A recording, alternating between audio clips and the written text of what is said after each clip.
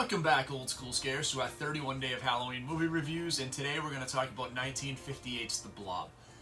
This is a really fun movie for me. Again, I'm a big monster movie guy. I love the 50s monster movies, and after this, we actually move away from those altogether, right? We've had our Godzilla movies, we've had Tarantula then, we had, obviously Kong from the 1930s.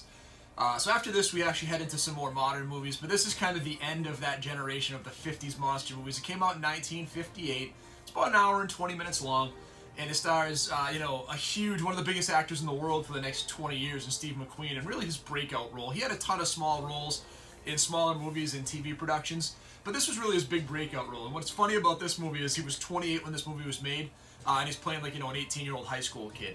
But The Blob's just a whole heck of a lot of fun.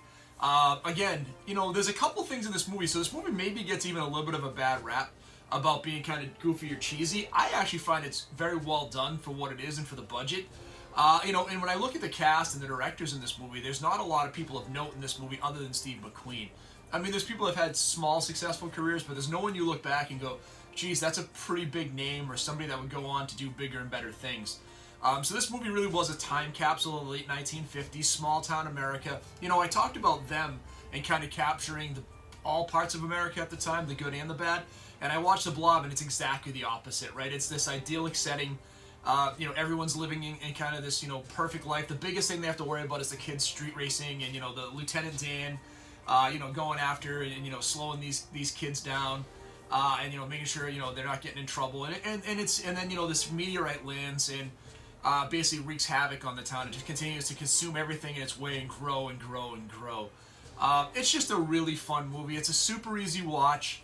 It had the famous Son of the Blob, which was the sequel, which was, shot by Larry Hagman, and the tagline was the movie that JR shot after the whole Dallas thing. So, The Blob's just always been kind of a fun, no-brain, easy-to-watch movie that you can enjoy. There is a couple of scenes in the movie that are decent, including the last scene in the diner, which is actually pretty genuinely creepy for the time. We think about the best scare in every movie.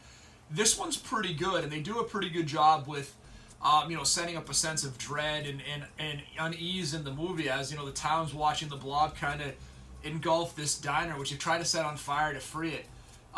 It's actually pretty good. It's actually a decent scare in a movie that's otherwise very irreverent. I think it didn't take itself very seriously.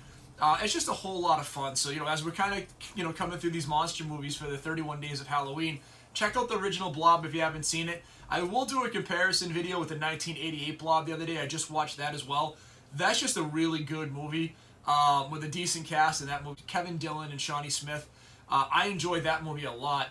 And I think it's some good parallels between the two movies. So I'll go back and talk about those two movies as well and do a comparison sometime in the future. So, as always, stay scary. Please hit that like and subscribe button if you haven't so far. And tomorrow we're going to talk about Tremors, a great, more modern monster movie. So we'll talk to you soon.